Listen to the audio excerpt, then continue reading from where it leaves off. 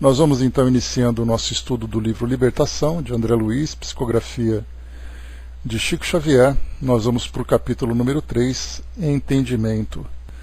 Nós vimos nos dois capítulos anteriores, aquela preparação. Primeiro, lá no início, nós tivemos, ouvindo elucidações, André Luiz recebendo ali as instruções sobre as dificuldades que nós temos de modificar os nossos valores, de transformar o nosso modo de pensar. E aí então fala sobre os trabalhos que são realizados de resgate a esses espíritos ainda nessa condição de endurecimento, de ignorância, e que se encontram presos ainda, vinculados aqui ao mundo material, embora estejam desencarnados. Depois, no capítulo número 2, palestra do instrutor. Bom dia, Andréa. Nós tivemos aqui o instrutor Gúbio. Inicialmente, só para a gente lembrar, no primeiro contato, o ministro Flacos trouxe então essas elucidações iniciais. E aí André Luiz com Gúbio e também com Eloy, que é o outro companheiro, saindo então daquele educandário onde eles se encontravam, receberam instruções de Gúbio falando sobre as comunidades que são formadas também no plano espiritual, já que sempre se pensa nas comunidades mais elevadas, como é o caso, por exemplo, de Nosso Lar e outras comunidades espalhadas no plano espiritual para a reabilitação, desenvolvimento, estudo, trabalho dos espíritos. E aí então André Luiz é esclarecido sobre essas comunidades no plano inferior, onde mentes bastante perversas acabam arregimentando e subjugando também espíritos que desencarnam e que estão em afinidade com essa faixa vibratória pelo fato de alimentarem ainda muitos vícios, muitas tendências. Então aqui nós temos, inicialmente, só para a gente poder contextualizar, bom dia, Angelina, diz aqui então Gúbio para Eloy e André Luiz: para muitas criaturas é difícil compreender a arregimentação inteligente dos espíritos perversos. Entretanto, é lógica e natural. Se ainda nos situamos distantes da santidade, não obstante os propósitos superiores que já nos orientam, que dizer dos irmãos infelizes que se deixaram prender, sem resistência, às teias da ignorância e da maldade? Não conhecem região mais elevada que a esfera carnal, a que ainda se ajustam por laços vigorosos.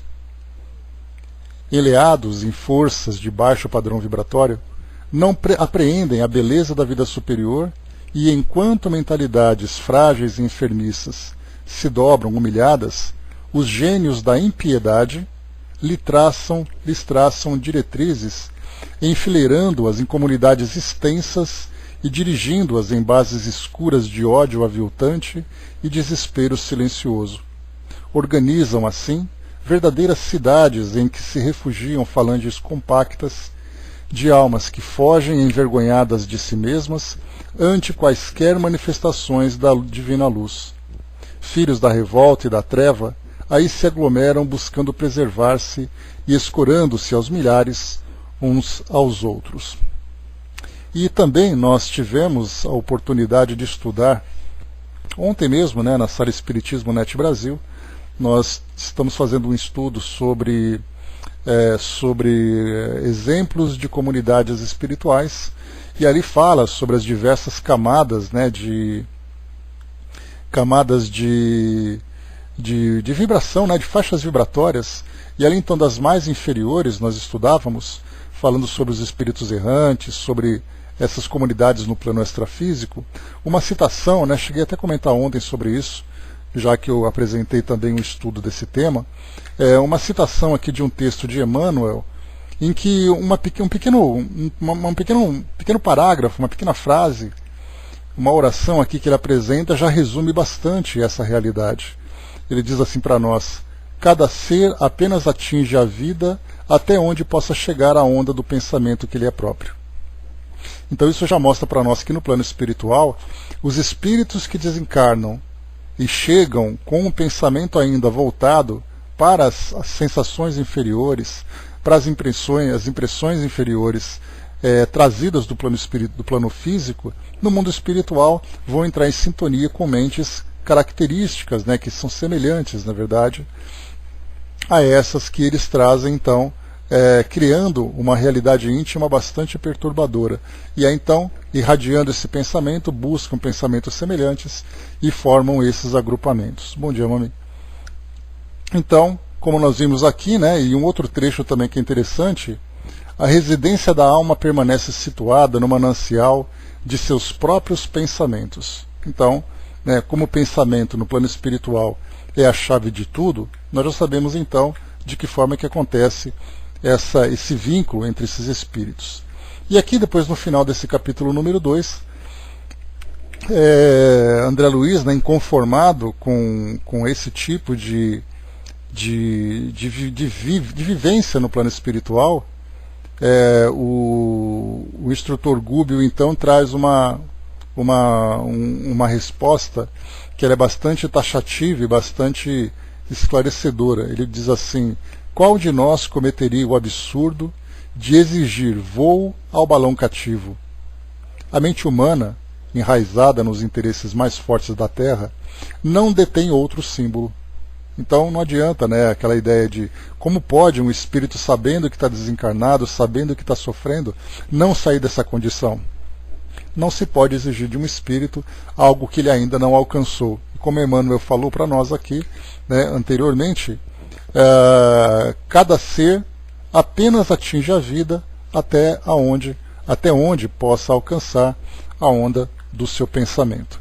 E depois, finalizando aqui esse capítulo, e assim, banhados em comoções inesquecíveis, buscamos o santuário em que receberíamos instruções para serviço próximo, inundados de confiança e alegria, na posição de trabalhadores jubilosos que caminhassem contentes para a luta, como se avançassem felizes para uma festa de luz. Então, todos esses dois capítulos iniciais trazem uma preparação para aquilo, né, que viria de tarefas para André Luiz e para o grupo, que seria exatamente o trabalho de assistência nessas comunidades do plano espiritual mais inferior. E encontrariam, como nós vimos assim, espíritos perversos, espíritos endurecidos, espíritos ignorantes, que muitas vezes não encontram saída para aquilo que estão vivendo exatamente por falta de entendimento, por falta de conhecimento.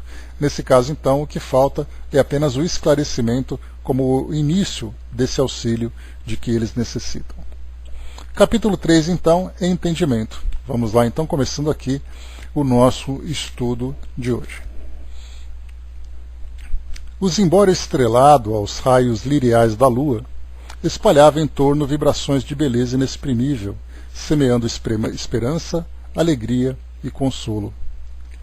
Informado quanto aos objetivos que nos conduziriam à crosta, com escalas por uma colônia purgatorial de vasta expressão, vali-me da hora amena para aproveitar a convivência com o instrutor, tentando arrancar-lhe observações que vinham sempre revestidas de preciosos ensinamentos. É admirável pensar, aventurei respeitosamente, que se formam verdadeiras exposições em nossa esfera para atender às expedições em nossa esfera para atender a simples caso de obsessão.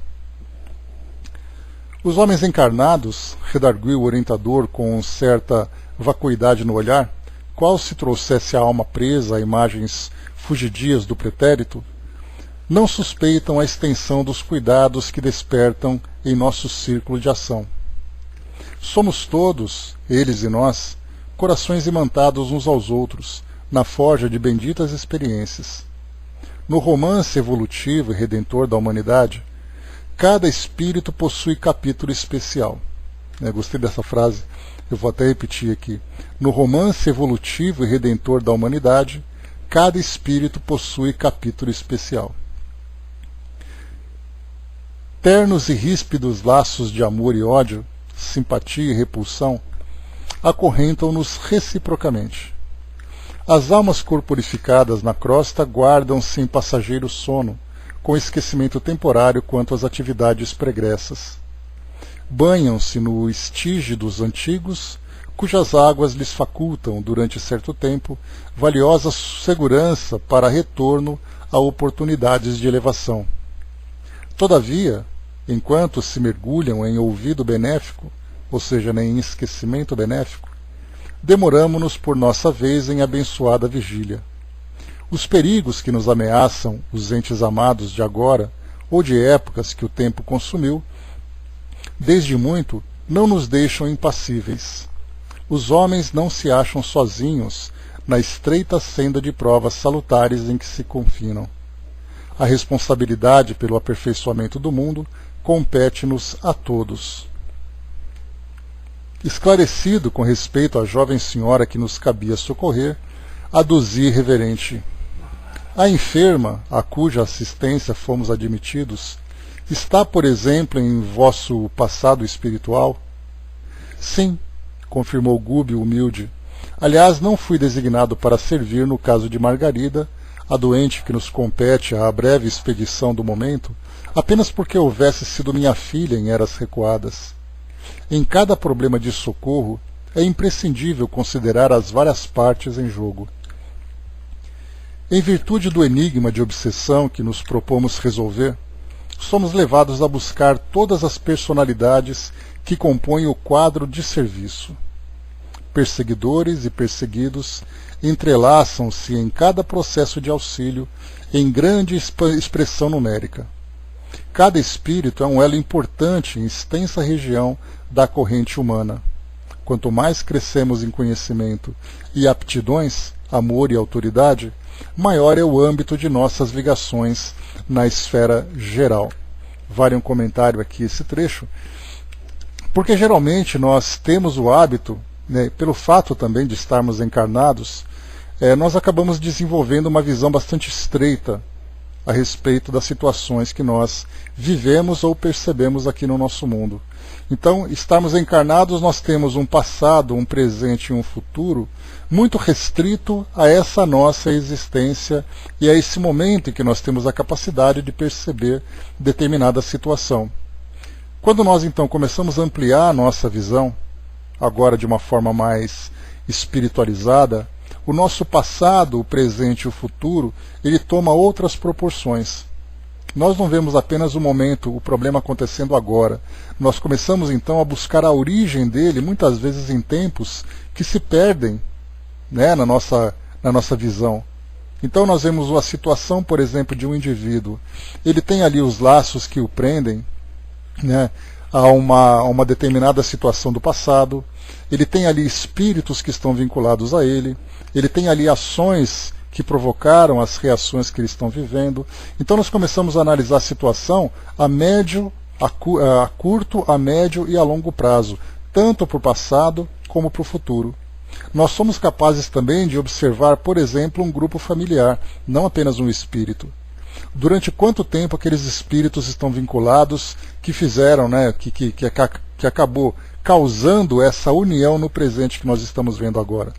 Porque na visão geral que nós temos aqui do nosso mundo, pelo fato de termos a grande maioria da nossa população não tendo uma compreensão sobre a reencarnação, nós temos uma visão muito limitada também, mas pelo menos já temos esse entendimento inicial. Nós acreditamos, por exemplo, que as famílias são formadas ao acaso, que o indivíduo se casou com outro indivíduo por acaso, que ele teve filhos por acaso, que ele nasceu daqueles pais por acaso, que eles viveram aquelas experiências por acaso. E aí então nós vamos dizer, aquela família teve sorte e aquela outra família não teve sorte. Ao entendermos sobre a reencarnação, nós percebemos então que esses espíritos se vincularam no passado, de acordo com as situações que eles viveram, e estão então colhendo no presente algo positivo ou algo negativo. E também, ao mesmo tempo, já semeando para o futuro. Porque, de uma forma muito pragmática aqui no nosso mundo hoje, nós temos então casais e famílias que simplesmente se distanciam, se desfazem por uma questão de conveniência. Não está bom, separa, não está bom, desmancha, não está bom, cada um vai para o seu canto. Sem se preocuparem do porquê de estarem juntos naquele grupo e de que forma que no futuro terão que se reajustarem. Saindo do indivíduo, saindo da família, nós também temos a capacidade de ampliar nossa visão, olhando agora de um modo muito mais amplo. Nós vemos, por exemplo, uma nação, uma grande sociedade. Por que aquela sociedade vive aquelas calamidades, vivem aquelas dificuldades todas, enfrentam tantos desafios, tantas situações dolorosas? Por que isso tudo? Porque, por exemplo, um país aqui na América Latina, um país na África, um país na Europa, na Ásia, seja lá onde for, por que passam por tantas situações difíceis? Que sorte que nós estamos aqui e que azar deles estarem lá. Na visão reencarnacionista a gente sabe que não é assim. Criaram uma situação que fizeram com que eles se vinculassem uns aos outros, se vinculassem àquele local e se vinculassem àquela experiência. É o caso que nós estudamos então lá no livro Obras Póstumas, ao estudarmos sobre expiações coletivas. Então é o que está tratando para nós aqui Gubbio, agora passando para André Luiz, mostrando então que tem que ter uma visão global, no caso das obsessões, quem é o obsessor e quem é o obsediado, quem são os perseguidores, quem são os perseguidos, e lembrando também que esse espírito ele faz parte de uma grande corrente humana que vai se juntando elo a elo por uma situação que muitas vezes se perde no tempo, no seu início. André colocou, como dizia Chico, nascemos no lugar que precisamos, e de fato é assim. Bom dia, Didima. Então, essa visão que a doutrina espírita nos proporciona, de termos uma visão muito mais ampla, tira de nós aquela ideia da sorte do azar e a história do vilão e do coitadinho. Porque todo mundo tem ali um compromisso, todo mundo tem uma responsabilidade com um determinado evento. O presente que nós temos é a oportunidade de recomeçar, é a oportunidade de reconstruir. Mas se o presente não for bem aproveitado, no futuro, quando nós tivermos um outro presente, essa oportunidade perdida é aquele passado em que o espírito não conseguiu se reajustar como deveria. Porque cada reencarnação, quando nós começamos a ver uma história de um período muito mais longo, então vamos pensar, por exemplo, numa experiência de um grupo que vem se acompanhando durante 3, 4 encarnações. E aí então hoje nós olhamos para o passado e pensamos assim, eles viveram 4 encarnações passando por esse problema, e hoje eles têm a oportunidade de se reajustar. Na verdade, cada uma dessas reencarnações foi uma oportunidade de reajuste, só que eles falharam.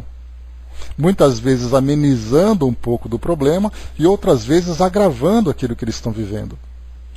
Então eu vou ler mais uma vez aqui essa explicação de Gubbio, que agora com essa visão geral que a gente está tendo, analisando o indivíduo, analisando um pequeno grupo familiar, analisando uma comunidade, e até mesmo analisando uma nação inteira, e até mesmo um planeta inteiro, como é o caso nosso, nós teremos uma compreensão mais abrangente.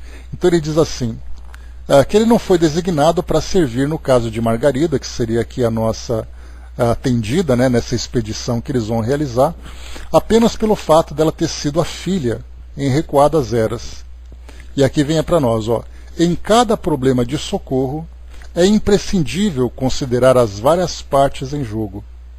Em virtude do enigma de obsessão que nos propomos a resolver, aqui ele fala de obsessão, mas a gente pode extrapolar essa experiência da obsessão para a experiência de provas, expiações coletivas, de amor e ódio, enfim, qualquer tipo de situação. Mas ele diz para nós, em virtude do enigma de obsessão que nos propomos resolver, somos levados a buscar todas as personalidades que compõem o quadro de serviço. Perseguidores e perseguidos entrelaçam-se em cada processo de auxílio em grande expressão numérica. Olha só, então ele não fala de um indivíduo, meia dúzia de indivíduos, ele fala num grande grupo que se entrelaçou no passado. Cada espírito é um elo importante em extensa região da corrente humana. Quanto mais crescemos em conhecimentos e aptidões, amor e autoridade, maior é o âmbito de nossas ligações na esfera geral. Então, ele coloca também aqui algo bastante relevante. Conforme aqui, no caso dos grupos de atendimento, nos grupos de socorro, dependendo das condições que o espírito apresenta em termos de conhecimento e de capacidade, maior é a abrangência da sua ação. No caso, por exemplo, André Luiz, anteriormente, ele atendia a casos pontuais. Ele ia então encontrar aquele indivíduo, trabalhar aquele indivíduo para resolver aquele problema do momento. Se nós pegamos um espírito que tem ali uma capacidade maior, ele vai analisar o passado, o presente, analisar os envolvidos e as circunstâncias. Conforme maior a capacidade, maior é a visão que ele tem do problema. É como se fosse ali uma montanha, podemos colocar esse exemplo. Quanto mais elevado o espírito é, né, na altura da montanha, maior a visão que ele tem do problema e, consequentemente, maior a capacidade que ele tem de auxiliar. Por isso, então, aqui quando nós vemos, né, quanto mais crescemos em conhecimentos e aptidões, amor e autoridade, maior é o âmbito de nossas ligações na esfera geral. Continuando, vamos lá. Almas existem que se veem sob o interesse de milhões de outras almas. Enquanto os movimentos da vida se estendem, harmoniosos, sob os ascendentes do bem, as dificuldades não chegam a surgir.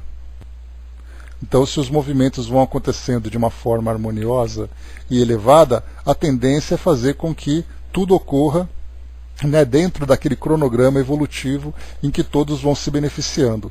Contudo, quando a perturbação se estabelece, não é fácil desfazer obstáculos, porque em tais circunstâncias é indispensável procedamos com absoluta imparcialidade, dando a cada um quanto lhe caiba.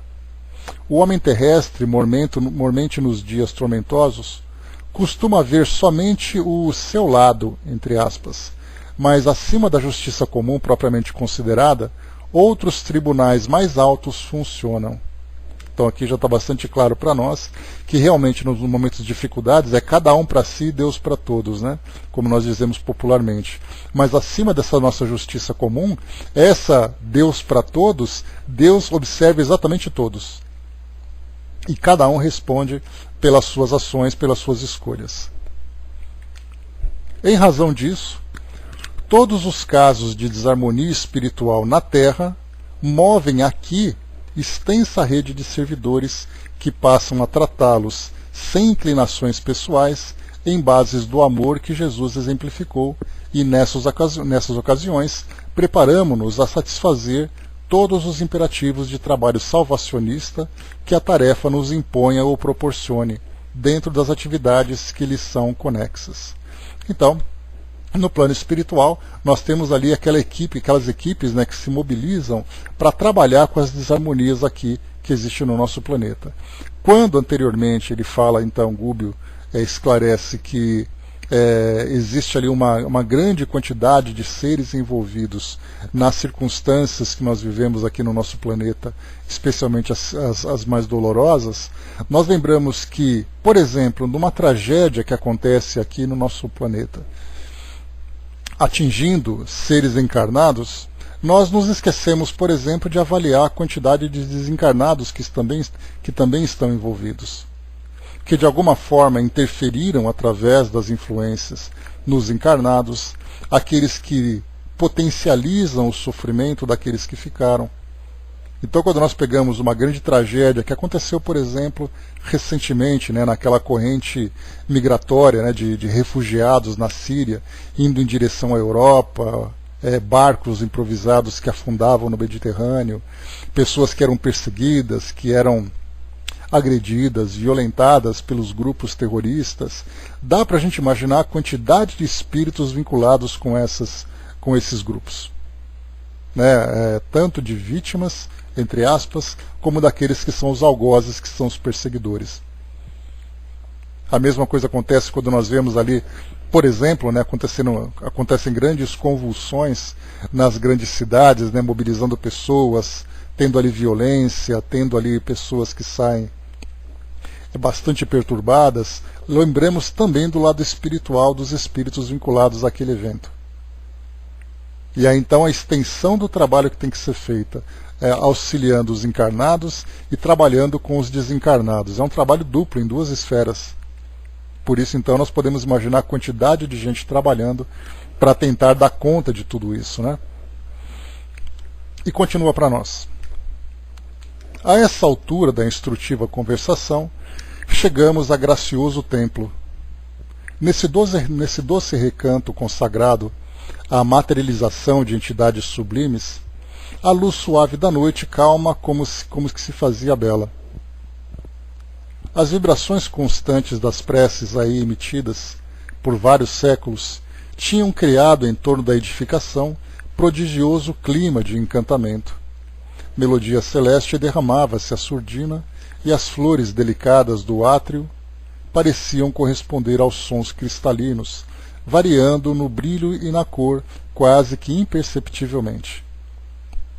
Eu trazia o coração opresso, como se a felicidade das últimas horas, em que ouvira tão confortadoras e tão graves reflexões atinentes à extensão do mundo e da vida, me aproximasse à insignificância pessoal da grandeza divina, e lágrimas tranquilas inundavam-me meu rosto.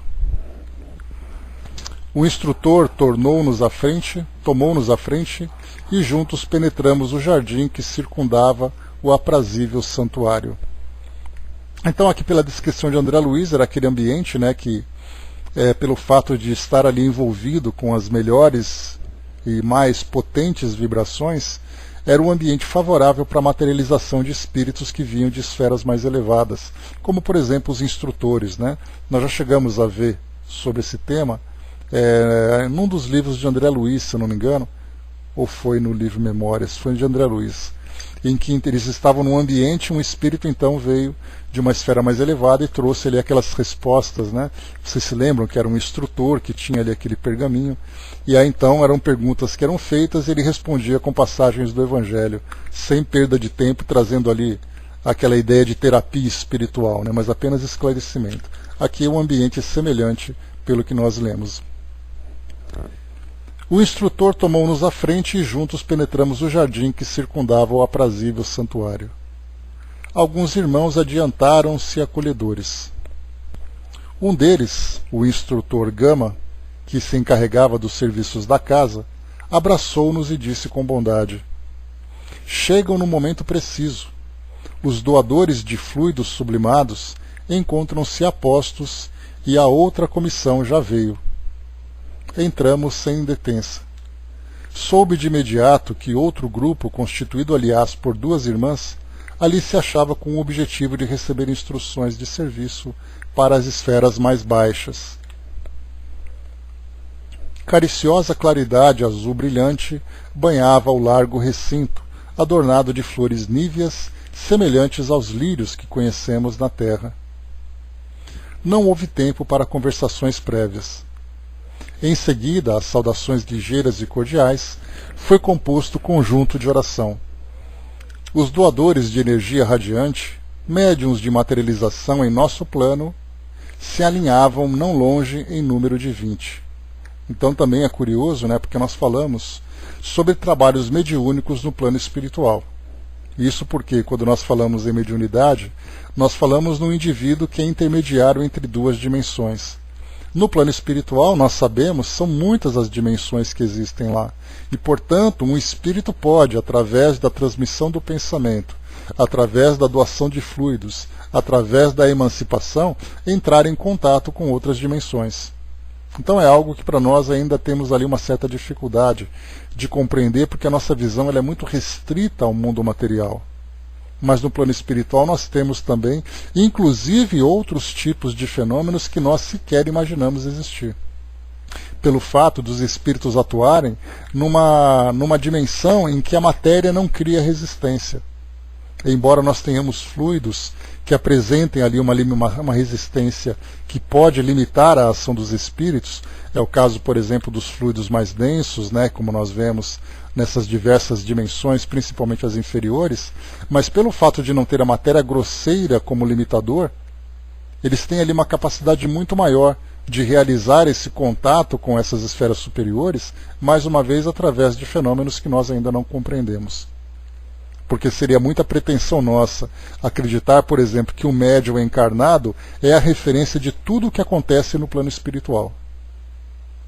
Se nós pegarmos as esferas mais elevadas, onde nós encontramos os espíritos felizes, os espíritos puros, o que será que acontece nesse plano? Será que a referência do que eles fazem do lado de lá é o que os humanos encarnados fazem aqui? Então seria muita pretensão, né? Então por isso nós temos nos estudos, por exemplo, que Kardec e outros tantos pesquisadores já realizaram, nós temos ali uma quantidade de fenômenos que foram catalogados, observados, o que acontece aqui nessa dimensão. Seria mais ou menos igual nós pegarmos, por exemplo, as leis da física, que acontecem aqui no nosso planeta. Então nós temos aqui uma força gravitacional, nós temos uma densidade de matéria, nós temos ali algumas energias que se mobilizam por aqui. Aí então nós mudamos de planeta. Um planeta como, por exemplo, o planeta Júpiter, que é um planeta gasoso, que é um planeta muito maior, em que, embora as leis sejam as mesmas, fenômenos são observados de formas diferentes. O que acontece aqui não acontece lá, mas o que nós percebemos acontecendo lá faz parte de leis que nós ainda desconhecemos. Recentemente saiu, por exemplo, uma fotografia mostrando ali a primeira imagem de um buraco negro, onde esse evento que acontece no limite de um buraco negro tem ali, os cientistas, claro, eles trazem ali uma suposição de o que acontece ali são fenômenos físicos que nós não compreendemos ainda, pelo fato de não termos essas mesmas condições por aqui. Então a mesma coisa, quando nós falamos em leis naturais, elas existem em todo o universo. Só que em alguns lugares essas leis se manifestam com algumas características, outras leis se manifestam com outras. Então no campo da mediunidade nós podemos também compreender dessa forma. No plano espiritual acontecem eventos que nós desconhecemos pelo fato de lá ter características diferentes do que acontece aqui. Então por isso, como foi colocado para nós, os doadores de energia radiante, médiuns de materialização em nosso plano, se alinhavam não longe em número de 20. Comovedora partitura soou, argentina e leve, em aposento próximo, predispondo-nos à meditação de ordem superior. E logo após a prece, formosa e espontânea, pronunciada pelo responsável mais altamente categorizado na instituição, eis que a tribuna doméstica se ilumina. Esbranquiçada nuvem de substância leitosa brilhante, adensa-se em derredor e, pouco a pouco, desse bloco de neve translúcida, emerge a figura viva e respeitável de veneranda mulher. Indizível serenidade caracteriza-lhe o olhar simpático e o porte de Madonna antiga repentinamente trazida à nossa frente. Cumprimenta-nos com um gesto de bênção, como que nos endereçando a todos os raios de luz esmeraldina que, em forma de auréola, lhe exornam a cabeça. Mais uma vez lembrando aqui, que uma senhora se manifesta. Nós falamos aqui, na verdade, de um espírito que traz características femininas, embora nós tenhamos essa compreensão, o fato de nós trazermos nomes, trazemos ali um determinado gênero no plano espiritual, nós acabamos fixando que aquele espírito é uma mulher. Na verdade, é uma personalidade feminina naquele momento. Então, sempre importante a gente considerar isso, porque nós temos, por exemplo, aqui André Luiz, Eloy e Gúbio, são essas três personagens que formam essa pequena equipe que nós estamos acompanhando. Então nós colocamos, são 3 espíritos, 3 homens. São espíritos que têm personalidade masculina naquele momento. As 2 moças, mais uma vez uma situação assim, que formavam a comissão de serviços, estranha à nossa, avançaram com lágrimas discretas e arrojaram-se genuflexas. Mãe querida, clamou uma delas, com tal inflexão de voz que nos cortava as fibras mais íntimas. Ajuda-me a falar-te.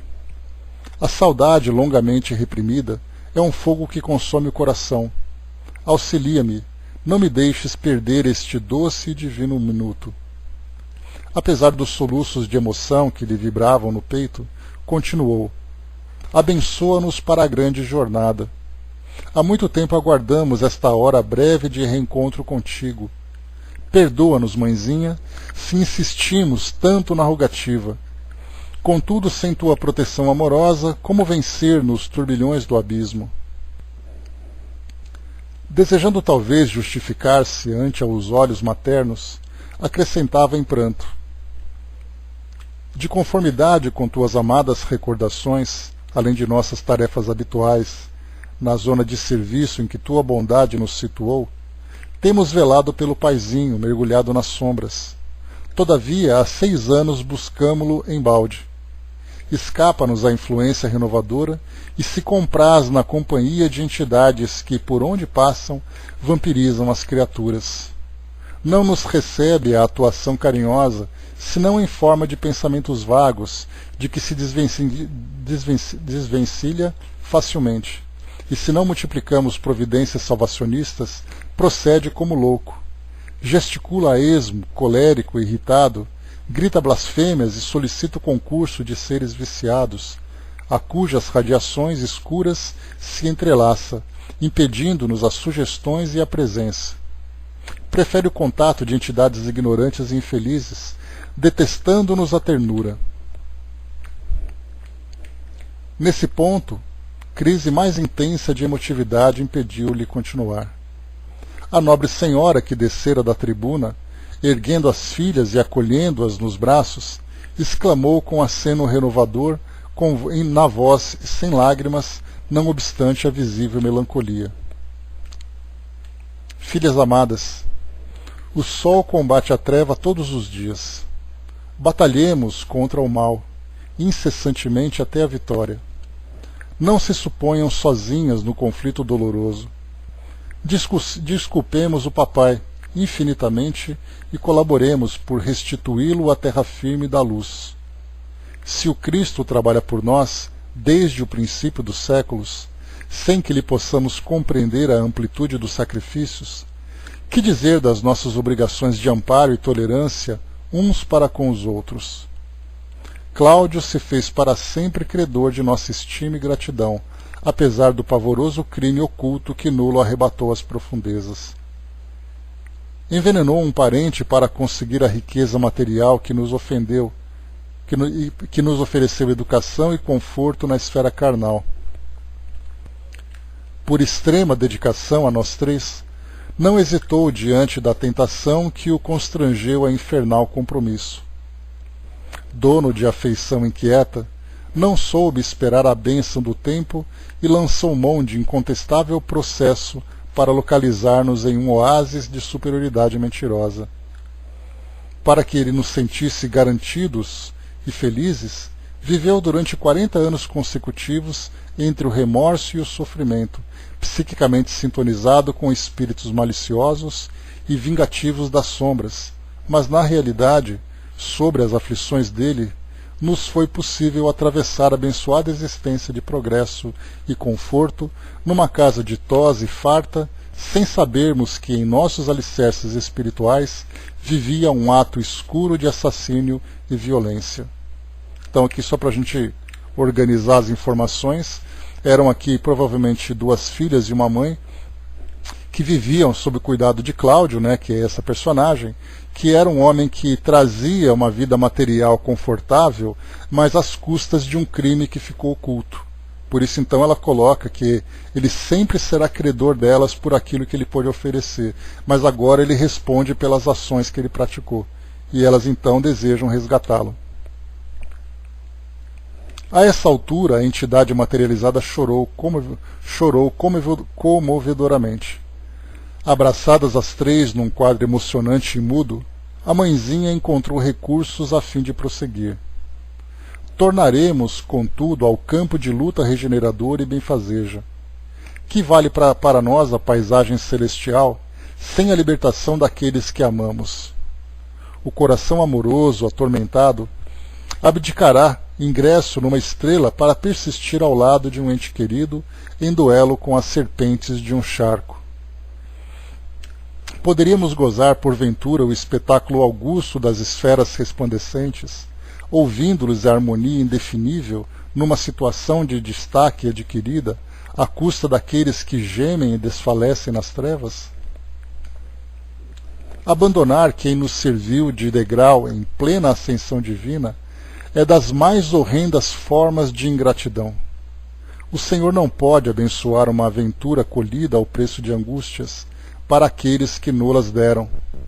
Estou convencida de que há mais grandeza no anjo que desce ao inferno para salvar os filhos de Deus, transviados e sofredores, do que o mensageiro espiritual que se dá pressa em comparecer ante o trono eterno para louvá-lo com esquecimento dos próprios benfeitores. A venerável matrona enxugou o pranto copioso e prosseguiu.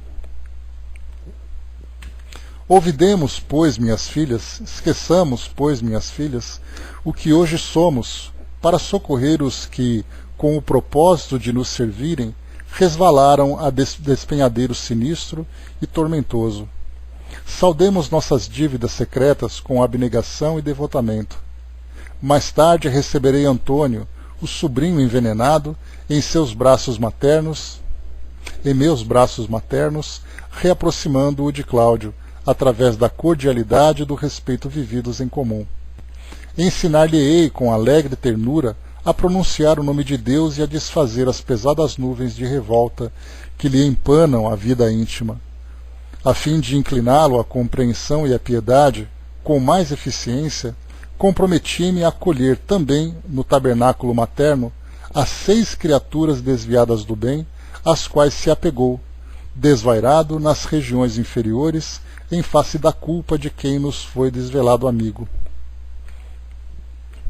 Meu afeto reinará dificilmente num lar repleto de corações menos afins com o meu, onde Jesus me ensinará a soletrar, venturosa, a doce lição do sacrifício silencioso. Muitas vezes lidarei com a discórdia e a tentação, todavia não podemos acreditar em felicidades de improviso. Conquistaremos em cooperação abençoada aquela paz que Cláudio sonhou para nós e que ele próprio não desfrutou. Então aqui também, para que, antes da gente continuar, foi colocado para nós aqui, nesse trecho anterior, falando sobre muito mais vale o anjo que desce ao inferno para salvar os filhos de Deus, do que o mensageiro que chega com pressa no trono com esquecimento dos próprios benfeitores. Então ela fala aqui, nós tivemos exemplos, como por exemplo a mãe de André Luiz, a mãe de Lísias, que nós acompanhamos lá em nosso lar, que reencarnaram apesar de não terem necessidade de passarem por aquelas experiências dolorosas. A mãe de André Luiz, por exemplo, reencarnou para poder encontrar o pai, que se encontrava preso ali no plano espiritual inferior, com obsessões, com espíritos de algumas encarnadas, que foram amantes, enfim. E ela então reencarnou para poder reencontrar com o ex-marido e depois acolher essas mulheres como filhas. E aí fala exatamente sobre esse sacrifício silencioso, que é tão doloroso. Porque ela coloca aqui para nós também um ponto importante. Ela diz assim: o meu afeto reinará dificilmente num lar repleto de corações menos afins com o meu, onde Jesus me ensinará a soletrar venturosa a doce lição do sacrifício silencioso. Então é um espírito que chega do plano espiritual mais elevado, reencarna num ambiente familiar completamente desestruturado, onde ela vai ter a responsabilidade de auxiliar esses espíritos a se harmonizarem e se elevarem espiritualmente. E ela já sabe de antemão que não terá facilidade, tampouco afinidade com esses espíritos, mas o que vale para ela nesse caso é a missão. E nós podemos então estender essa mesma situação para Jesus, quando reencarnou aqui no nosso meio, sabendo tudo o que ia enfrentar. Mas o mais importante de tudo era a missão que ele tinha que cumprir aqui, que era conduzir todos nós aqui no nosso planeta para esse caminho de espiritualização. Então já sabia que ia enfrentar, já sabia dos conflitos, já sabia certamente também da própria desencarnação, do modo como ocorreria, mas não se encontrava sozinho, como se não bastasse a sua própria grandiosidade, já também não se encontrava sozinho, tendo ali uma legião de espíritos trabalhando com esse objetivo. Aqui então nós vamos encontrar uma situação parecida. E ela continua aqui então. Para que eu parta, porém, no rumo da reencarnação, é necessário que o papai renasça primeiro, Sem esse marco inicial, não posso atacar o nosso processo redentor em nova fase. Ajudemo-nos assim reciprocamente. Enquanto procuro transformar Antônio, que deve ser o sobrinho assassinado, reajustando-lhe as fibras afetivas, inclinem ambas o espírito paterno à esperança e à meditação reconstrutivas. As jovens derramaram pranto comovedor, em que se misturavam angústia e alegria, e a matrona iluminada, revelando-se em despedida, acrescentou: Não desanimem, o tempo é das mais preciosas dádivas do Senhor, e o tempo nos auxiliará. O porvir reunir-nos-á de novo em abençoado refúgio terrestre. Eu e Cláudio, então renovado, receberemos muitos filhinhos, e vocês duas estarão entre eles, reconfortando-nos os corações. Tereis sobre o peito algumas pedras preciosas por lapidar, no esforço de cada dia, e dentro d'alma 2 flores em ambas, cujo perfume celeste me sustentará as energias necessárias à perseverança até o fim. Compensar-me-ão vocês duas de todas as canseiras. Juntas pelo amor imperecível, trabalharemos sustentadas pela recordação, embora imprecisa, da gloriosa vida espiritual que um dia nos acolherá, felizes e triunfantes. Lembremo-nos de Jesus e avancemos. Silenciou a emissária, e as moças, provavelmente avisadas de que o tempo permanecia esgotado, abraçaram-se de encontro ao coração, sedentas de carinho. A mãezinha beijou-as enternecida e, após saudar-nos cordialmente, tornou à tribuna, em cujo topo desapareceu ao nosso olhar numa onda de neblina evanescente. Antes de continuarmos aqui então, sem dúvida, Dígima, algo realmente assim que André Luiz já coloca para nós, assim, que eles estavam tão comovidos com isso, né, que é impossível não participar disso emocionalmente também. E então o que nós vimos aqui, esse é um ponto importante, nós estamos vendo, como eu falei para vocês, a doutrina nos permite ter uma visão muito ampla de tudo aquilo que acontece na vida de todos nós. Então aqui nós tivemos, por exemplo, 2 jovens trabalhando para poder fazer com que o pai, nas esferas inferiores, se preparasse para uma nova encarnação. E aí então nós temos ali a mãe, o espírito elevado, que também se prepara para uma nova encarnação, trabalhando com outro espírito. Então nós começamos a ver assim a grande teia que vai se formando, juntando, né, cada linha ou cada experiência de um espírito numa mesma teia. Nesse caso nós estamos vendo a preparação, que é algo que não temos aqui um tempo fácil para poder simplesmente apontar que vai acontecer nesse ou naquele tempo, mas que é uma preparação, que vai demandar ali a paciência de todos, um trabalho árduo, um trabalho difícil, até que aconteça a reencarnação. Aí então, nesse momento, nós começamos a perceber, começamos a olhar com essa perspectiva mais material, mas nós nos esquecemos de tudo aquilo que aconteceu nesse bastidor espiritual. É uma história muito comovente, é uma história muito bonita, que nós olhamos à distância, mas é importante que quando André Luiz e os espíritos trazem para nós essas experiências, é fundamental que nós nos encaixemos nela também. De imaginarmos, por exemplo, as nossas experiências em que nós tivemos um espírito que conversou conosco, em que nós nos banhamos de lágrimas, em que nós pedimos o amparo, em que nós tivemos que nos reajustar com outros espíritos, reencontros que são formados, para naquele futuro todos nós reencarnarmos e formarmos o grupo que nós estamos formando hoje com as experiências que nós estamos vivendo. Experiências do campo material, experiências do campo físico, experiências do campo emocional, não importa qual seja. Mas todas essas experiências que nós estamos vendo, e André Luiz ali ele era um mero espectador daquele quadro que se desdobrava ali à frente dele, com 2 filhas, aquela que foi a mãe, conversando sobre os outros, imaginemos nós nessa situação também. De pensarmos que também nós tivemos ali aquelas conferências com os espíritos que nos ajudavam em nossa programação, nos davam essa motivação, trazia para nós essas mesmas palavras de esperança e motivação, né? Como ela disse, não desanimem, O tempo é das mais preciosas dádivas do Senhor, e o tempo nos auxiliará. Quantas vezes será que nós ouvimos frases como essas, expressões como essas, para nos fortalecerem diante da reencarnação que nós viveríamos então naquele futuro próximo? André coloca, né, às vezes custa acreditar que esses espíritos elevados estejam entre nós, vendo tanta tristeza e violência.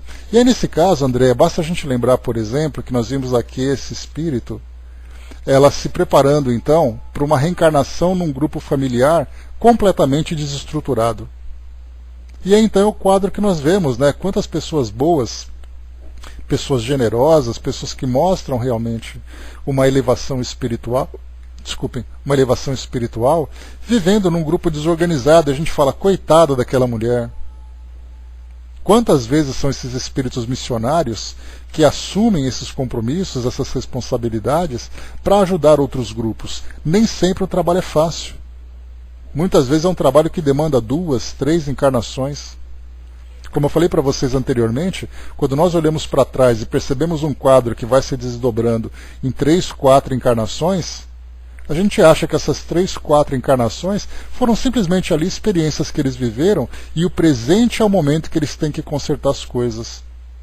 Mas, na verdade, cada uma daquelas encarnações era uma tentativa.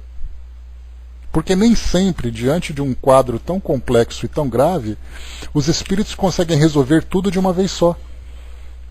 Então é uma reencarnação em que eles tentam fazer com que as coisas se organizem, depois vem uma nova encarnação trazendo um outro aspecto que vai sendo tratado, é aquela terapia a longo prazo. Nós não temos ali pessoas que fazem psicoterapia de 5, 10 anos de terapia para tentar resolver ali algum problema? Quando nós falamos desses problemas mais profundos da alma humana, imaginemos quantas encarnações alguns espíritos vivenciam. Alguns nada, vamos nos colocar mais uma vez, quantas encarnações nós estamos trabalhando em cima do mesmo problema. Hoje nós estamos esclarecidos, no passado nós tivemos um pouco mais de esclarecimento, anteriormente também, então foi aquele trabalho a prestações. Como sempre acontece, né, o erro acontece ao atacado. Mas ali a quitação vem a prestações. Então cada reencarnação para muitos espíritos é uma oportunidade de reconstrução. Há aqueles que precisam de mais tempo, há aqueles que precisam de menos tempo. Nós poderíamos dizer assim, agora é a nossa oportunidade de quitar de vez esse carnê que chegou para nós. Mesmo que nós tenhamos ali algumas prestações ainda para quitar, nós podemos pegar tudo e pagar de uma vez só, porque esclarecimento nós temos. Falta agora para nós a força de vontade e a determinação. Para outras pessoas, é carnê atrás de carnê que vai chegando, porque é difícil de resolver. Inclusive, para aqueles casos mais complexos, os espíritos têm que viver novas experiências em mundos mais inferiores, como é o caso, por exemplo, daquele expurgo que o nosso planeta vem vivenciando. Nesse momento de transformação, alguns espíritos seguem em frente acompanhando a evolução do planeta. Ou a evolução da comunidade que nós estamos vivendo. Porque não é o planeta fisicamente que evolui, mas a comunidade que nele habita. Pois é, todo mundo, né? A gente abre a gaveta ali, o que mais tem ali, mas o importante são aquelas parcelas que já foram pagas. As que tem para pagar, a gente vai ali prazerosamente, né, com muita vontade, para trabalhar, para poder quitar tudo isso. Então, para muitos espíritos, ali nós temos, só para a gente ter uma ideia, né, nós temos espíritos ali que estão há séculos presos, muitas vezes até milênios, presos num problema em que não se desenrola. E eles vão continuar ali até que o momento em que haja essa transformação. E é o que nós vamos acompanhar, o que nós estamos acompanhando nesse livro, Libertação. Porque nós vamos encontrar Gregório, que é o chefe dessa grande cidade no plano espiritual inferior, que é ele o alvo do grande trabalho que vai ser feito. Um espírito secular nessa condição, e é nele que o trabalho vai ser focado. Então vamos ali devagar para a gente poder acompanhar esse trabalho que é feito pelos espíritos, vendo ali o maior, menor dificuldade, essa ou aquela estratégia, juntando tantos quantos auxiliares forem necessários. Osmar colocou, nem todos os débitos podemos quitar de uma só encarnação. Depende também de reencontrarmos os nossos credores, sim. Tem ali os problemas pessoais, tem os problemas paralelos, tem os problemas coletivos. O importante é nós analisarmos, né, lembrando que essas histórias não são histórias de entretenimento para nós, não é aquela novelinha das 6 que nós assistimos, esperando o próximo capítulo ansiosamente. Na verdade, esses livros refletem o reflexo de nós mesmos. Aí nós analisamos qual é a vida que nós estamos vivendo agora, quais são as nossas dificuldades, quais são as nossas afinidades, as nossas antipatias, o que a gente pode fazer para resolver tudo isso e tentar fazer dentro do possível o melhor. Temos ali aqueles inimigos que estão encarnados, outros que estão desencarnados, há aquilo que nós conseguimos fazer agora, há aquilo que nós adiamos para fazer no futuro. Então é tão complexo, né, quando a gente começa a ter essa compreensão e a gente vê tudo com tanta facilidade no mundo, né? Não gosta, separa, não gosta, expulsa, não gosta, vira a cara, eu gosto de fazer, depois eu resolvo. Aí a gente para pensar e pensa, né, para pensar e começa a observar o quão complexo é esse processo de evolução e o quão complicado fica quando nós não nos esforçamos para resolvê-los. E agora a gente tem oportunidade, esclarecimento a gente tem. Falta agora aquela vontade mesmo, né? Porque vontade a gente tem de fazer a coisa certa. Mas muitas vezes nós precisamos de uma vontade extra. Só a vontade não basta, né? Continuando aqui, vamos lá. Depois então, né, que essa mãe, a mãezinha beijou-as enternecida e, após saudar-nos cordialmente, tornou à tribuna em cujo topo desapareceu ao nosso olhar, numa onda de neblina esvanecente. Entreolhamo-nos em lágrimas como quem tivera permissão de repousar a mente em branda melodia. As irmãs retornaram ao lugar que ocupavam e música balsâmica se fez ouvir, renovando-nos o ambiente, obedecendo, certo, ao intuito de modificar-nos o campo vibracional. Ponderando a incomensurável bondade do Pai, recordei os laços afetivos que me ligavam ao pretérito e observei mais uma vez que todas as medidas do bem são planejadas e pacientemente executadas pelos que se angelizam nas virtudes do céu, lastimando intimamente as oportunidades perdidas noutro tempo, quando o verdadeiro entendimento da vida me não felicitava o espírito. Então André Luiz começa agora a analisar o próprio passado e percebendo, né, tudo aquilo que poderia ter sido feito que ele não fez porque não tinha conhecimento para isso. Mas que agora ele começa a ter essa percepção. Né, e a gente conhece também muito pouco de André Luiz, né, porque o que nós conhecemos dele, nós vimos até, né, no final lá do nosso No Mundo Maior, ele reencontrando, né, o avô, né? Deixa eu ver, era o avô dele, o avô. Reencontrando o avô, que permitiu então que ele fizesse curso de medicina e tudo mais, mas nós não conhecemos como é que a família dele foi formada, qual era o seu histórico do passado. O que nós conhecemos é André Luiz agora. E até porque não interessa para nós aquilo que, né, o objetivo dele não é falar sobre a sua própria história, mas é falar sobre aquilo que ele está vivendo nessa atualidade.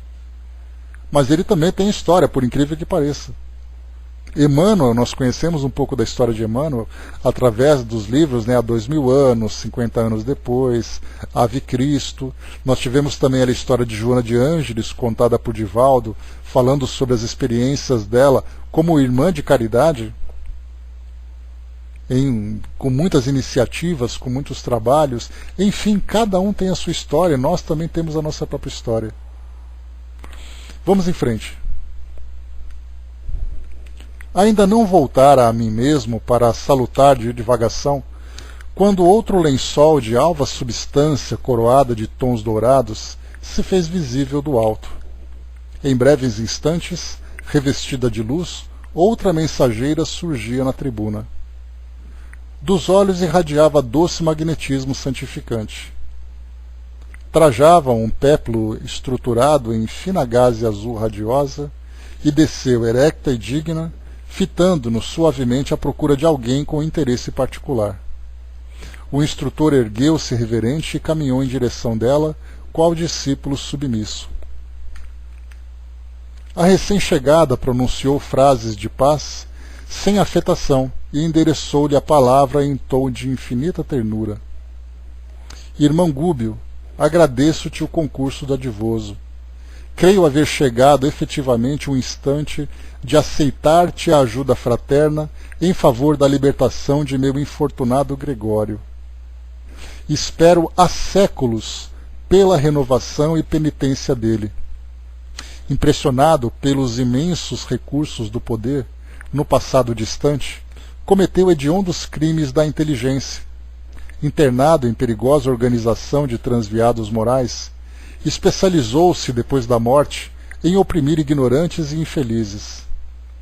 Pelo endurecimento do coração, conquistou a confiança de gênios cruéis, desempenhando presentemente a detestável função de grande sacerdote em mistérios escuros. Chefia condenável, falange de centenas de outros espíritos desditosos, cristalizados no mal, e que lhe obedecem com deplorável cegueira e quase absoluta fidelidade. Agravou o passivo de suas dívidas clamorosas, trazidas da insânia terrestre, e vem sendo instrumento infeliz nas mãos de inimigos do bem, poderosos e ingratos. Há 50 anos, porém, já consigo aproximar-me dele mentalmente. Recalcitrante e duro, a princípio, Gregório agora experimenta algum tédio, o que constitui uma bênção nos corações infiéis ao Senhor, já lhe surpreendendo no espírito rudimentos de necessária transformação.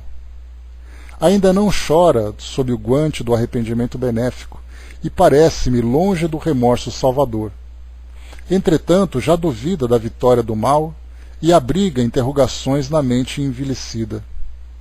Não é tão severo no comando dos espíritos desventurados, que lhe seguem as determinações, e o colapso de sua resistência não me parece remoto. Aqui então ela fala sobre Gregório, essa nova personagem que nós vamos conhecer. Um espírito então que há séculos passa por essa situação, mas que, como é colocado aqui por esse espírito, há 50 anos ele já dá uma vacilada. Já começa a ficar entediado, já começa a ficar infeliz, já começa a ficar impaciente com aquilo que está vivendo, e essa vacilação que o espírito apresenta é uma porta que se abre.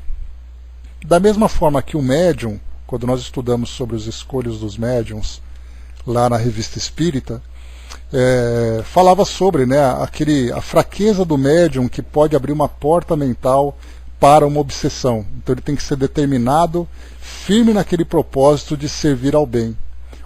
A mesma coisa acontece. Um espírito nessa condição de maldade, para não dizer um espírito mau, quando ele começa a vacilar naquela determinação de promover o mal, ele já pode ser influenciado pelo bem.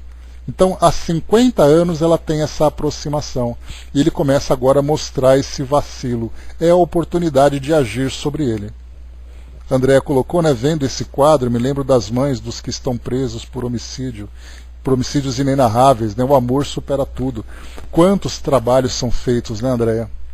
Então, de mães, de familiares, de parentes, de amigos, da família espiritual, vamos dizer assim, que trabalham junto a esses criminosos para resgatá-los. Eu fiz uma pesquisa certa vez, até eu estava com a Juliana lá de Maria de Nazaré, a Ju, e a gente estava conversando sobre o Gregório, que chega um momento aqui, uma passagem, em que ele é colocado como um sacerdote. Não aqui nesse caso, como foi trazido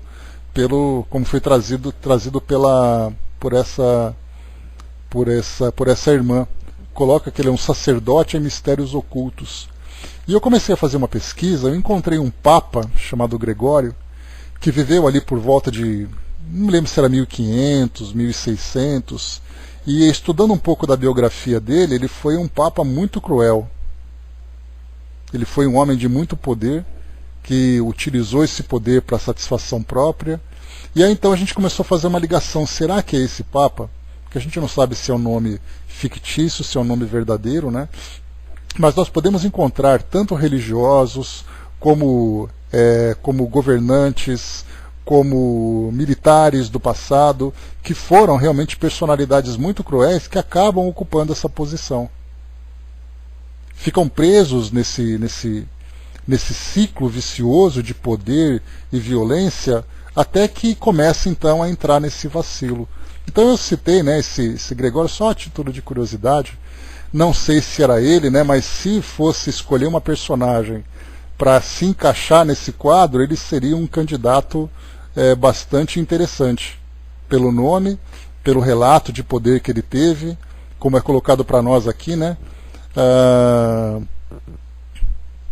Deixa eu lembrar aqui, aqui em cima ele colocou...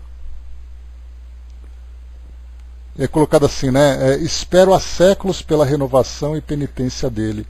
Impressionado pelos imensos recursos de poder no passado distante, cometeu hediondos crimes da inteligência. Né? Então, nós encontramos, né, muitas personalidades que foram aclamadas pela população, temidas pela população, que no mundo espiritual ocupa essa situação agora. Mas vamos lá, foi só especulação, né, só curiosidade, né? Sim, muitos que participaram da Inquisição, né, Angelina, a mesma coisa também. Nós tivemos, inclusive, no livro Dramas da Obsessão, aquele representante da Inquisição que chefiou aquele grupo que perseguiu aquela família judaica, matou, torturou, e que depois ficou ali 200 anos sendo perseguido por aquela família, né? Então a mesma coisa acontece também. Vamos lá. Nesse instante, notei que a venerável matrona derramava lágrimas discretas que lhe deslizavam na face como sementes de luz. Parou por alguns momentos, controlada pelas reminiscências dolorosas, e continuou. Irmão Gúbio, perdoa-me o pranto que não significa mágoa ou esmorecimento. Na pauta do julgamento humano comum, meu filho espiritual será talvez um monstro. Para mim, contudo, é a joia preciosa do coração ansioso e enternecido. Você colocou agora há pouco, né, Andréa? Penso nele, qual se houvera perdido a pérola mais linda no mar de lama, e tremo de alegria ao considerar que vou reencontrá-lo. Não é paixão doentia que vibra em minhas palavras, é o amor que o Senhor acendeu em nós, desde o princípio. Estamos presos diante de Deus pelo magnetismo divino, tanto quanto as estrelas que se imantam umas às outras, no império universal. Não encontrarei o céu sem que os sentimentos de Gregório se voltem igualmente para a eterna sabedoria.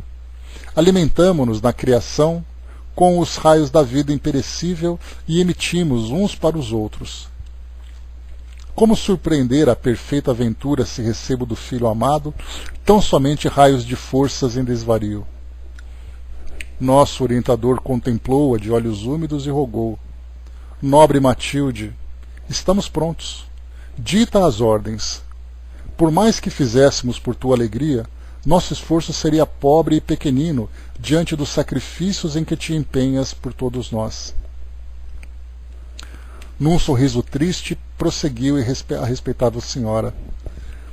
Descerei dentro em breves anos para o torvelino de lutas carnais, a fim de esperar Gregório em existência de resgate difícil e doloroso. Educá-lo-ei sobre os princípios superiores que regem a vida. Crescerá sob minha inspiração imediata e receberá a prova perigosa e aflitiva da riqueza material. É de nosso plano que ele acolha, no curso do tempo, o labor gradativo. Mais uma vez, é de nosso plano que ele acolha, no curso do tempo em labor gradativo, a extensa legião de servidores viciados que hoje o seguem e a ele obedecem a fim de encaminhá-los, tanto os possivelmente encarnados, quanto os desencarnados, através do carreiro da santificação, pela disciplina benéfica em construtivo suor. Dá para a gente ter uma ideia da extensão desse trabalho, em que ele não apenas vai ter que se regenerar, como, através do curso do tempo, nesse labor gradativo, nesse trabalho que vai trazendo resultados cada vez maiores, para encaminhar os servidores que obedecem. Então não é apenas o resgate dele próprio, ele vai ter que depois trabalhar por todos aqueles outros que o seguiram suas ordens e que acabaram cometendo todos esses crimes. Olha o tamanho do problema que nós estamos acompanhando. A extensão desse trabalho, e nós percebemos que não é algo que vai acontecer agora. Apenas assim numa única encarnação. Imagina quantas encarnações, quantos séculos isso vai demorar. E aí a nossa cabeça começa a entrar naquela coisa da imortalidade, da eternidade, que o tempo não é contado no plano espiritual, a gente começa a ficar meio tonto, meio zonzo. De tamanha profundidade dessa situação. Padecerá calúnias e vilipêndios. Será muita vez humilhado à face dos homens. Triunfará nos bens efêmeros e nas honrarias mentirosas. Receberá no desdobramento da tarefa salvadora tentações de toda espécie que lhe serão desfechadas pela colônia da ignorância, perversidade e delinquência a que atualmente se filia, e conhecerá, depois de experiências inquietantes, a deserção dos falsos amigos, o abandono, a miséria, a enfermidade, a velhice e a solidão. Tá bom para vocês isso? Tentação de toda espécie, perseguição, calúnia, ilusões, depois ainda vem abandono, miséria, enfermidade, velhice, solidão. E a gente acha que a nossa prova é complicada porque tem uma pedrinha no nosso sapato? Olha o tamanho dessa situação que nós vamos acompanhar. Se alguém quiser metade desse problema aqui para poder achar que é pouco, só metade já vai ver como é que é o negócio. E continua. Apegar-se-á profundamente ao meu carinho, na infância, na mocidade e na madureza. Entretanto, na colheita de provações mais maduras, tê-lo-ei precedido na viagem do túmulo. Então chega o momento em que ela desencarna e ele continua sozinho.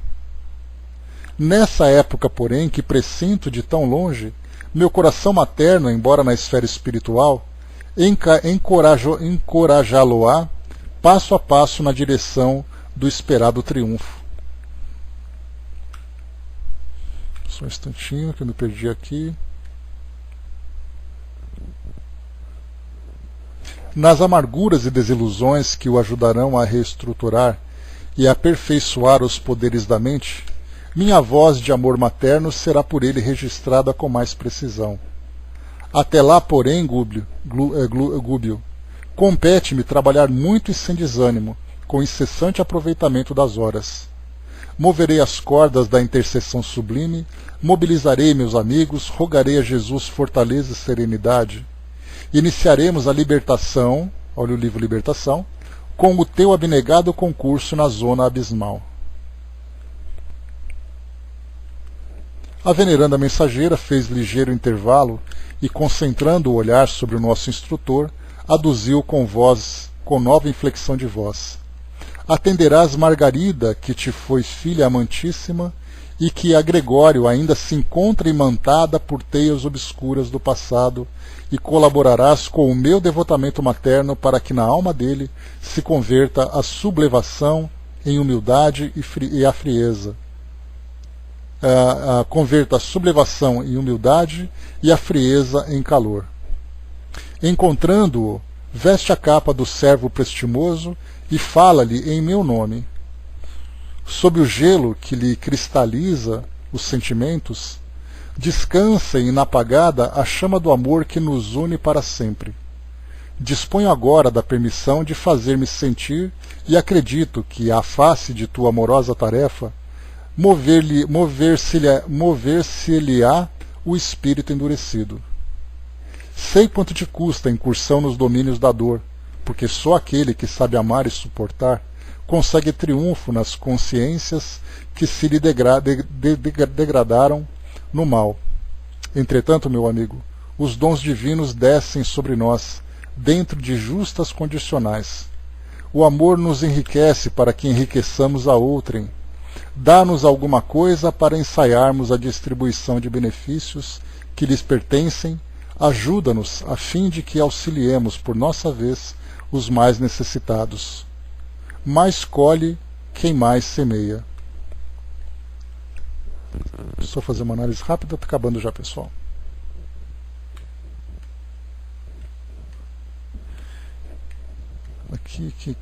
Tá. Diante daqueles olhos divinos, agora velados de lágrimas que não chegavam a cair, Gúbio valeu-se do intervalo e considerou reverencioso. Abnegada Matilde, sou pequenino em excesso para merecer-te as palavras. Onde existe a alegria, o sofrimento não se detém. Socorreste-me com a tua intercessão, amparando-me o zelo afetivo perante as necessidades de Margarida. Um coração paternal é sempre venturoso, em se humilhando pelos filhos que ama. Sou simplesmente teu devedor. E se Gregório me flagelasse nos círculos em que domina, semelhante aflição se converteria igualmente em júbilo dentro de mim. De qualquer modo, ele me recordará tua bondade e teu devotamento apoiando-me os propósitos de descer para servir. As dores que me acarretaste seriam abençoados espinhos nas rosas que me ofereceste. Em teu nome salvarei minha filha, cuja experiência atual no corpo denso nos é sumamente importante às reencarnações porvindouras. Trabalharei reconhecido ao ensejo que me deste, lutarei encorajado e feliz. Mostrando imenso júbilo e grande esperança na expressão fisionômica, a senhora agradeceu com palavras generosas e concluiu: ao terminares a fase essencial da tua missão, nos dias próximos, sobre o que serei notificada por nossos mensageiros, irei ao teu encontro no campo de saída. Aqui só uma observação. Expressão campo de saída define lugares limites entre as esferas inferiores e superiores. Então, quem sabe, é provável se verifique o encontro pessoal que almejo há muito tempo, porquanto Gregório virá possivelmente em tua companhia, até um ponto em que de alguma sorte a manifestação da luz será possibilitada ante as trevas. Então, a ideia é conduzi-lo até esse campo de saída, onde então poderiam se encontrar. A emissária acentuou a expressão brilhante do rosto, exteriorizando a doce expectativa que lhe povoava a alma, e considerou: a hora é chegada. O Senhor estará conosco. Há tempo de plantar e tempo de colher. Gregório e eu semearemos de novo. Seremos mãe e filho outra vez. Detendo-se particularmente sobre o nosso instrutor, falou enfática: possam minhas lágrimas de alegria orvalhar-te o espírito laborioso. Seguir-te-ei a ação e aproximar-me-ei no instante oportuno. Creio na vitória do amor. Logo resplandeça o minuto do reencontro.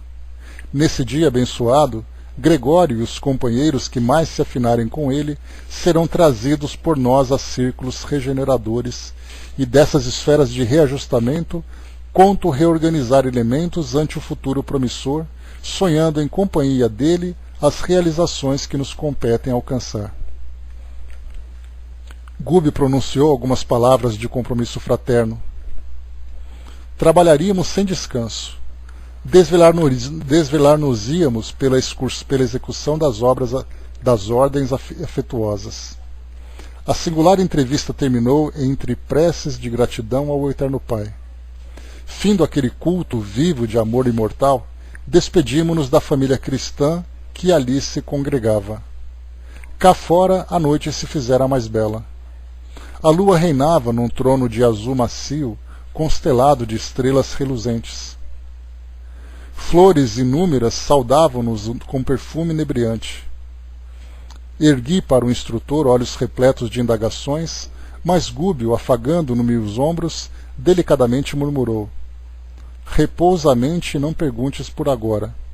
Amanhã seguiremos na direção da tarefa nova, que nos exigirá muita prudência e compreensão fraternal, e convence-te de que o serviço nos esclarecerá com a tua linguagem viva. Então, finalizamos aqui esse capítulo número 3, mais uma vez intitulado Entendimento. Então, feitos os preparativos, eles começam então a se organizar para irem nessa região do plano espiritual, para começar os atendimentos. Então é um trabalho feito tanto na esfera física, para atender Margarida, como na esfera espiritual, para atender Gregório e aqueles espíritos que são os seus seguidores. E um ponto importante, só para a gente poder concluir, eu já cheguei a comentar com vocês em outras oportunidades, sobre a ideia do paraíso, né, que hoje nós temos, um paraíso dogmático, né, em que, por exemplo, quando você tem um bom coração, você vai para o mundo espiritual e você vai para o céu, vai para o paraíso, independente de quem ficou para trás. Porque aí você vai viver naquela contemplação eterna. E aí esse capítulo ele traz para nós uma explicação importante, porque trata exatamente disso, né? Qual mãe, por exemplo, pode imaginar se encontrar no paraíso deixando para trás um filho que sofre naquele tormento infernal, já que nós estamos falando de dogmas? Como é que a gente pode imaginar a fantasia, né, que você vai para o mundo espiritual, porque isso se encontra em textos bíblicos, né, que você vai para o mundo espiritual e você se desvincula completamente de tudo aquilo que você tinha no mundo físico.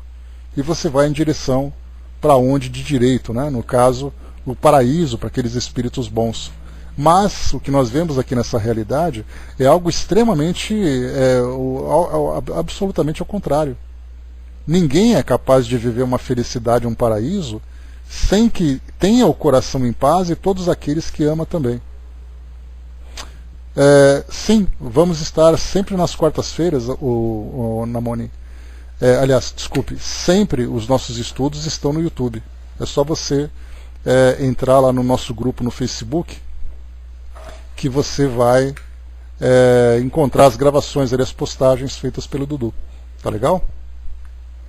Então é isso, pessoal. Fechando por aqui o nosso encontro de hoje. Mais uma vez, só um instantinho aqui, rapidamente.